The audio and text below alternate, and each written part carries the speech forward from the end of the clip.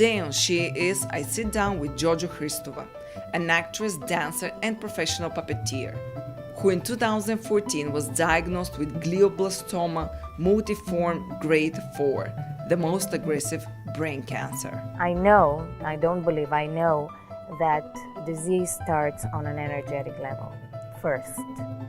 That includes, your luminous body, your mental body, your emotional body, and at the end, the physical body starts expressing those. I hated myself for years, and it was reflecting in how I eat, what is my lifestyle, the pressure, the tension, the not loving, not respecting myself thing, and it came.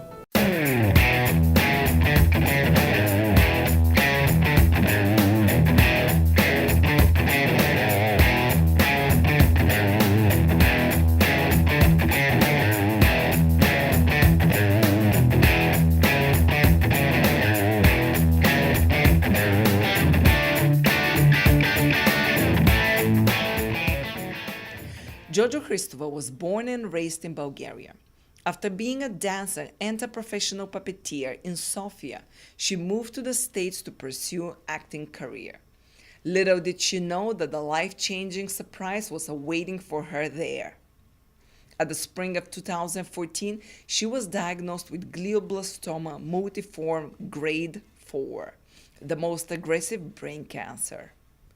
Jojo was ready to face the challenge. She firmly believes that the power of self-love and faith will cure her. She doesn't like the term battle with cancer since it brings feelings of aggravation. Instead, she loves her cancer deeply and uses the sentence, "I'm in a search for cure for my cancer." Rather than feeling scared, she repeats daily healing affirmations and brings herself to a full state of belief that they are true now. She knows that this is a test of a lifetime, and she's more than ready to pass it. Hi everyone, welcome to She Is, and thanks for watching Woman2WomanTV, where we help women become media creators and build their media outlet. I'm Luchia Dragosh, and with me today is Jojo. Jojo, thank you so much for coming in. You're very welcome, Luchia. I know you for a long time. And you're an artist, you're an actress, you have such a diverse background. I know 2 years ago, correct me if I'm wrong, you were diagnosed with glioblastoma. That is correct. Tell me more in details, what happened? First, I had, on the Christmas of 2013, I had a severe vertigo fit. And I went to an emergency room. Then they gave me Valium. It helped me with the vomiting, but they prescribed it to me. And I said, I'm not taking a Valium. And I went, the next day was Christmas. I went home and I did a research, what I should be doing. I found some maneuvers, they helped me, and on a follow-up meeting, the doctor told me that if it was from something else, the maneuvers wouldn't have helped. But because I had a long history of epilepsy, I asked her to do an MRI, and I hadn't done tests in a very long time. So this was happening over a period of time, and so when I went there, after my MRI, they did EEG, the test is called EEG as well, there was a tumor there. And this is where my journey started. So, what were you feeling in this moment when they told you you had a tumor? I could not believe it. I didn't want to tell anybody. I mean, not even my parents, nobody. I was like in shock, and it was a bizarre feeling. I was like, really?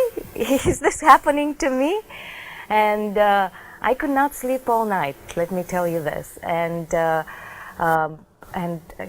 was this question, am I going to die? Because they didn't know what kind of tumor it was. They told me it was a tumor, and they didn't know. They revealed it to me after the tests were done. Who was the first person you told about? my dad. How did he react? The equivalent of get out of here. Yes. And he really was, and then I started crying, and I didn't call him really after my second. They scheduled on the next morning a second, like immediately with a neurosurgeon, and I waited after the neurosurgeon. He was not online. I called my brother. I mean, making sure that he doesn't get that I'm okay, you know, because he lives in Austria, and to call him to get online and stuff like that. So when I called my dad, and he was in his office, and I broke the news, he couldn't believe it. And then he said something that I would never forget. You are the most positive person I'd known in my life. I'll nail it in your head. Now is the time to use it. And he really didn't have to repeat it a second time. And so you didn't know what kind of tumor it was? No. How long after that you did the test and they did a surgery, a biopsy, and they found out Yes. glioblastoma? Yes. So, the surgery was scheduled right away. You know, I had planned my first trip to Bulgaria, to Austria to visit. So After more than 10 years. After 14 years, 14 in fact, years. yes. And I had scheduled, and I was thinking, oh my God, so I'm gonna go to Austria, and how am I going to hide? I didn't even have the notion in my head that I should actually deal with it now. And I was like, how am I going to enjoy my siblings in Austria and in Bulgaria if I don't tell them that? So how am I going? You know, thoughts like that were in my head. And then the doctor said that it would be a great idea to cancel the trip. And I did that, and then my mom came, and I really told I didn't want anybody to know. Right. So my very close friends knew. You were one of them. Yes.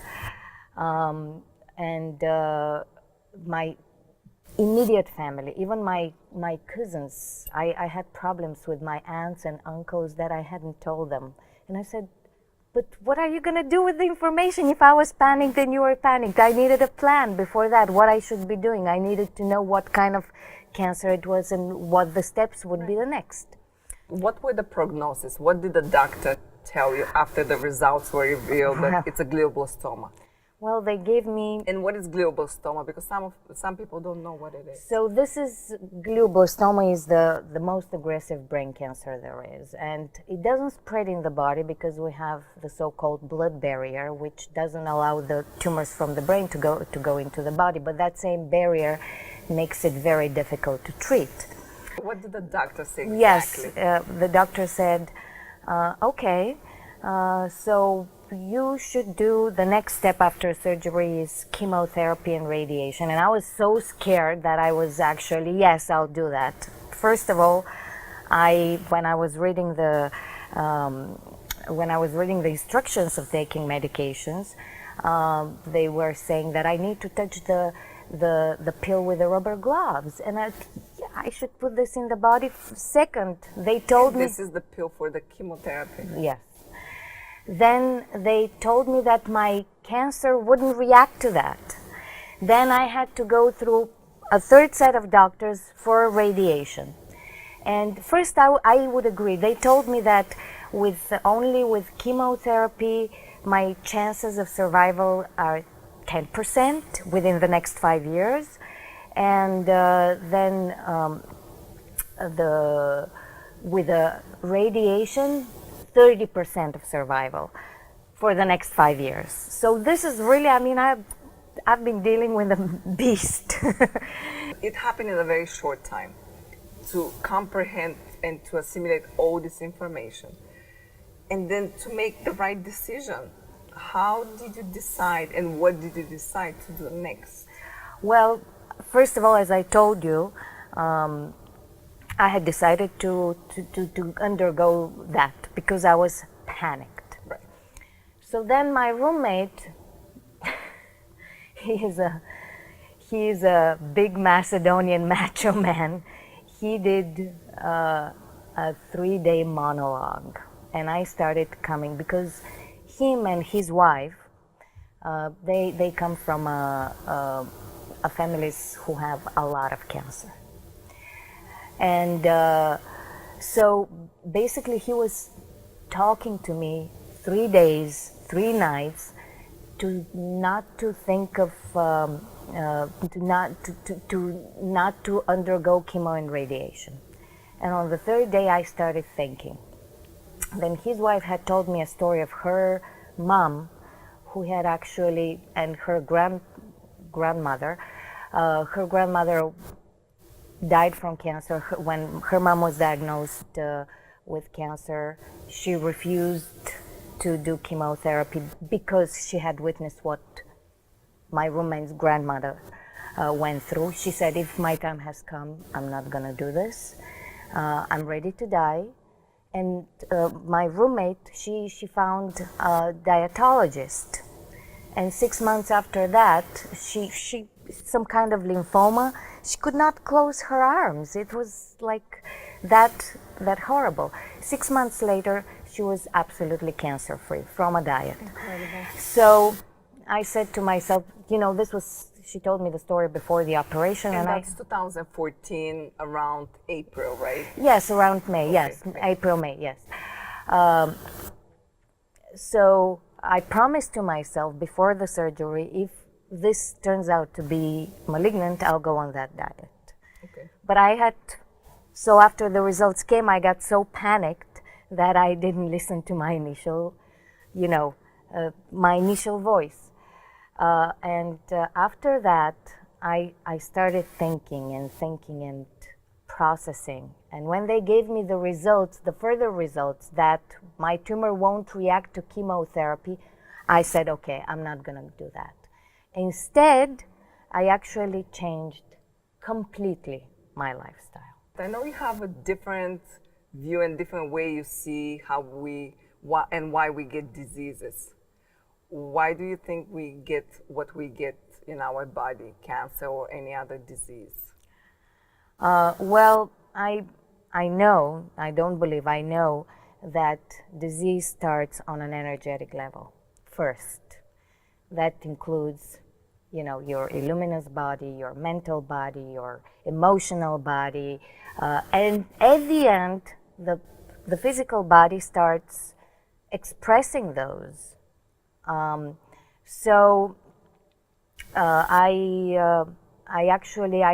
hated myself for years, and it was reflecting in how I eat, what is my lifestyle, the pressure, the tension, the not loving, not respecting myself thing, and it came. I mean, it simply manifested itself in a glioblastoma. Yes, absolutely. Not in anything, glioblastoma. And I said, the first thing that I felt actually when they told me that it was a glioblastoma, a weird happiness. It was a moment when I said, okay, I'm ready for this. I need to face it. And I had a mission in my life to cure myself, not only physically, but also emotionally, energetically, mentally, anything. Put into motion everything that you believed in. Yes, yes, yes. So was there any date or time that you decided, okay, I'm not gonna go into chemotherapy, I'm gonna change my diet completely, my lifestyle? What happened? What made you, or it was more a gradual process? I actually, when my roommate started talking, I started thinking, and it was not a day, but it was more, but it happened within a week. And as soon as those results from the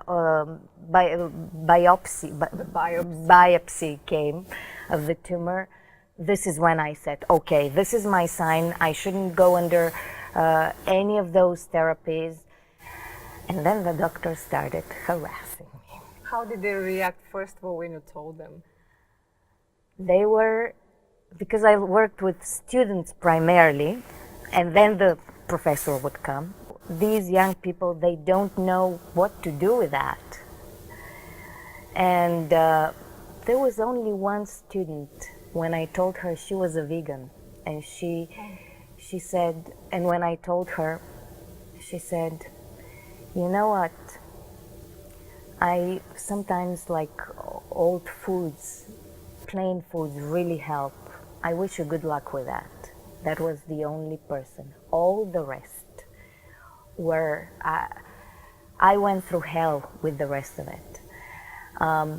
Then after I had refused to three doctors, yes, chemotherapy, I started receiving harassing phone calls from pharmaceutical companies that an order of the medication had been made on my behalf, and I needed to confirm it. Oh, wow. And I said, I told 3 people already, and they wouldn't get it. You know, it was like 10 days harassment phone calls, and I stopped picking up, and finally they stopped. It is a ridiculous business. And I think that the doctors think the best for you, but they don't consider any alternative ways. First of all, I started on a macrobiotic diet. We called in Macedonia to the same dietitian who did my roommate's mom's diet. She sent me to Kush Institute here, where she had studied.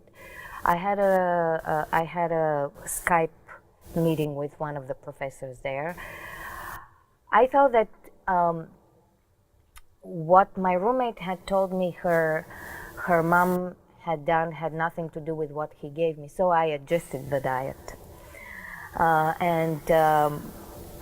So I believe that I was guided at that time, what I should be doing. I had dreams. I would wake up with a knowing, and I was really open at that time. And I knew where I should be going, what I should be doing. And for 2 months, I was on a very strict diet. I lost a lot of weight. And I wasn't hungry. The most interesting thing is that I never felt hunger, but my body was cleansing itself. I knew that. Then I started Qigong exercises, which somehow came into my life. I felt that this is the right exercise for me. And then from that same guide from the Qigong, not Qigong, but from the macrobiotics, I read there that Qigong is the best for brain tumors. So I started doing this. I started doing emotional cleansing, went to my past lives. What happened? Why am I so anxious and stuff like that? Why don't I have self-respect for myself? Why do I have a lump in my solar plexus? All those things. And it was a very gradual process. I mean, I was going back and forth until a point that at the beginning of 2015, I had lived with a lot of friends because I could not afford, I had stopped the job immediately after the surgery, and I was living with friends, with you as well. For how many months were you on that diet and you were doing Qigong and that? Well, I never stopped doing Qigong, really. I gradually, basically, I'm still on a diet, but I changed it a little bit because that diet does not allow to eat raw fruit and vegetables. Nothing sugar, because... No, nothing sugar. Because the sugar does what to the tumors? So it's the main food. Nobody tells you that. Nobody. I was shocked that in the hospital after a cancer surgery, I never knew anything about cancer. They didn't know whether it was malignant, whether it was benign. They were feeding me muffins and coffee and all the goodies of the hospital. And I didn't... So basically, what were you eating, since most of the foods have sugar? I had miso soup, I ate umeboshi plums, I ate brown rice with seaweed and shiitake mushrooms, maitake mushrooms, lotus roots, and gumashu, and bunch of tea. This was like this 2 period when I lost a lot of weight. Then I started adding I started adding all the cabbages like cauliflower, broccoli, stuff like that. I expanded my diet. Pumpkins, they're very good. That was a long process, and I'm sure in the beginning it was very difficult not eating No, anything, and also doing that all this inner work. Was there any point that you sort of wanted to cut everything and go back and say, you know what, I did a mistake, I want to do the chemo? Were you afraid that this won't work? no, because first of all, the psychological moment of this was very strong, and I cut cold turkey coffee, and I loved coffee. All the sweets, oh my God, I was chocolate addict. I mean, I was addicted.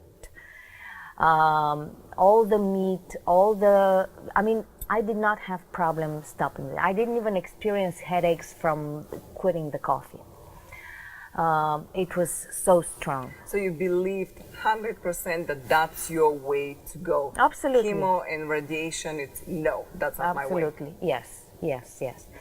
So fast forward, few months later, you did another MRI and it was clean, right?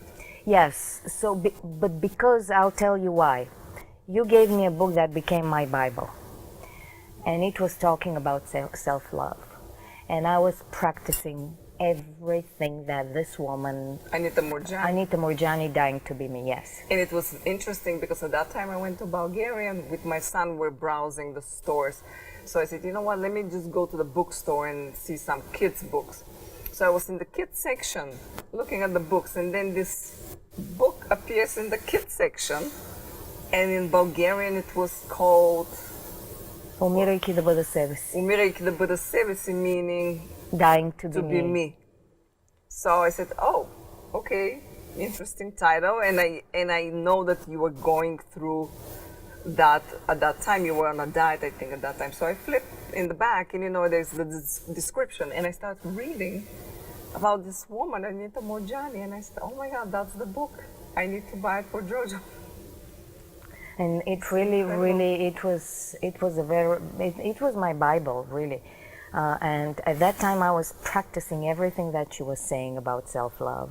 And she's also saying what I believe is that fear is the biggest emotional food for cancer. So I started gradually, you know, loving myself and eliminating fear, not suppressing it, eliminating it. And it's a very...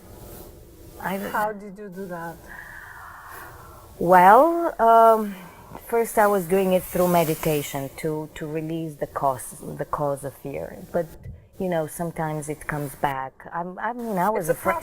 It's a process. I was afraid before I was afraid of everything.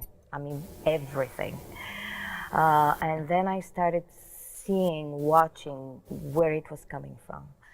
And so it had a lot to do with my past life reincarnations. It had to do with my childhood. It had to do, I mean, it had built and built and built. And I started to really work on the fear, and I discovered a technique that, I don't know if it's only me, but if you enter, like imagine that you enter fearlessly inside that feeling, it clears it. A few months later, I know the tumor appeared. Yes. At that time, did it make you think, or did you have any thoughts of, okay, this was a waste of time, it wasn't working, I knew why I did a it came back. mistake? Any regrets that you didn't undergo chemo radiation? I knew why it came back.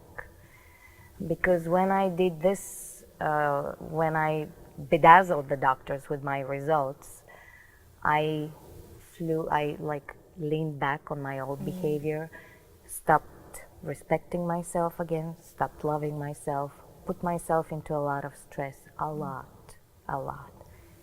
Whoop. 2 months later, it appeared again. I went to Bulgaria at that time. I didn't want to listen to the doctors. It was the beginning of 2015 for 5 months. There I also kept on working on it. I actually went with a acupuncturist who, when he heard the diagnosis, he was like, "No, I'm not taking it." And I said, "No, you're not, I'm not relying on you. You're part of a team that will work on me, on my," and so that relaxed him, and he started experimenting with me, and he cleansed my emotions. Then the tumor, however, was growing, because we were following the tumor, it was growing. And I had gone to an herbalist, and he was actually a cancer survivor. It was this 80... That's in Bulgaria. That's in Bulgaria, yes. This was like this old man who didn't charge me anything. And he gave me this recipe, and I did it for 3 weeks before I came here. And unfortunately, it didn't work. It was basically total cleansing. I was on a certain amounts of teas, very little juice, and that's all. And I thought that it had cleaned it, and I actually was working again on self-love and stuff like that. And I said, okay, when I came back, we had an MRI, and the tumor had doubled inside, and I said, okay, I tried everything, you can go and do a second surgery. Now, the work the previous year had paid off, because my recovery had nothing to do with my first surgery recovery. I mean, I had done these energy exercises, Qigong, and they were actually in the hospital. I mean, they gave me this thing to so that my lungs don't get whatever, like shrunk, or I don't know what it is. So they gave me to blow something, and I was blowing it, and they were like, "Are you serious?" And I said, I guess that this is from the Qigong exercises. Yeah, because they have to do with a lot of breathing. I mean, you have to inhale and exhale. Yes, and at that time, after the surgery, everything was telling me that now I was ready for radiation. But still not chemotherapy. Not chemotherapy, yes. So they didn't even have to convince me. Yeah. How did you experience the radiation? What were the symptoms, and did you have any side effects? And what?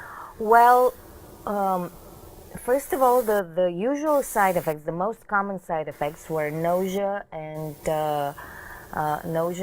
fatigue. Fatigue is like a major side effect from radiation.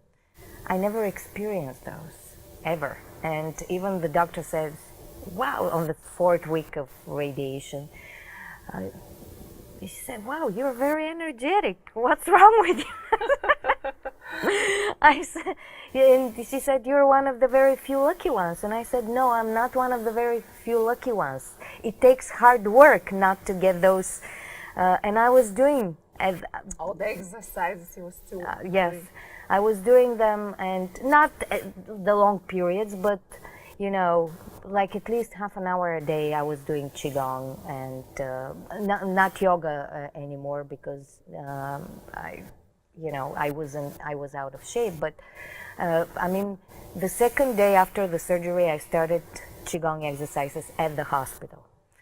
And so you underwent 6 weeks, right? Of, yes. Radiation. Yes. And then the only side effects, I lost my hair, right, as you can see. And you look much better than before. You look beautiful. Your eyes, the blue eyes, we can see them now. So you did, how many months later after the radiation you did an MRI? Well, we started like, I believe it was 6 weeks after the radiation. And the MRI was clean? Clean, yes. And then I had 2 or 3 other MRIs that were clean. So now how many months is now? Now it's February, end of February, almost March. We're almost March. Yes, so it was on 2016. 23rd of July, so it's 7 months. 7 months.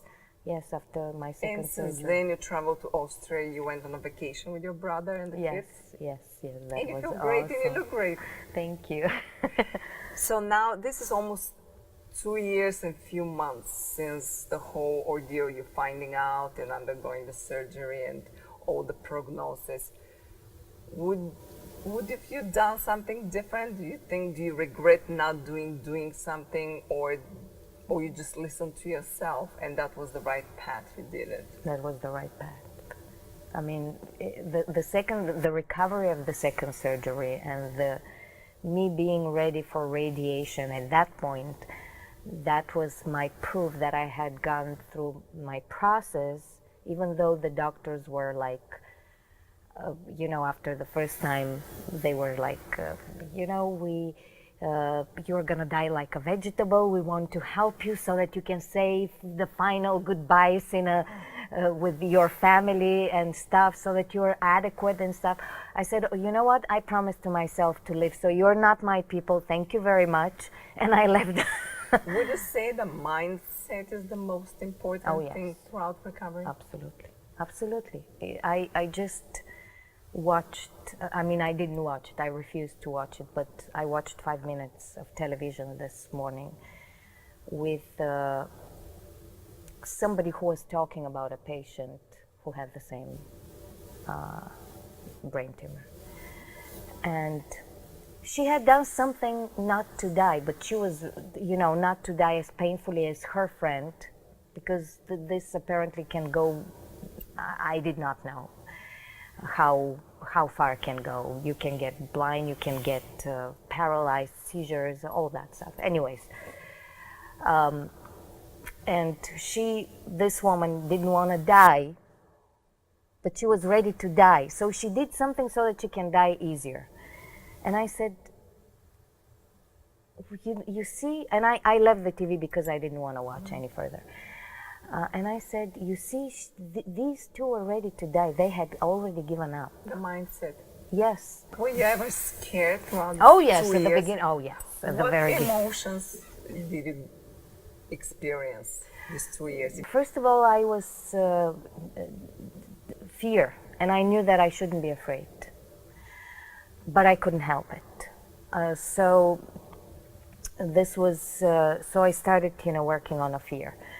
Then I wanted to express my anger.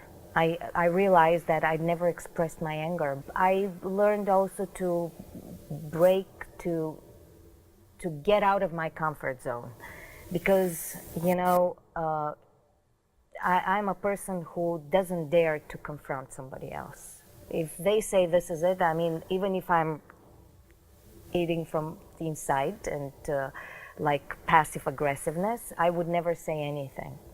Then I've experienced extreme love, love towards myself. This is the most beautiful feeling. And when you love yourself, you automatically love the world.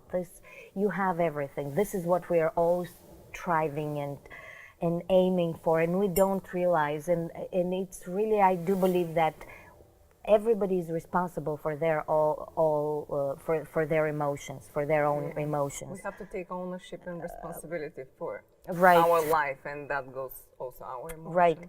So then and that was the most beautiful feeling, self-respect.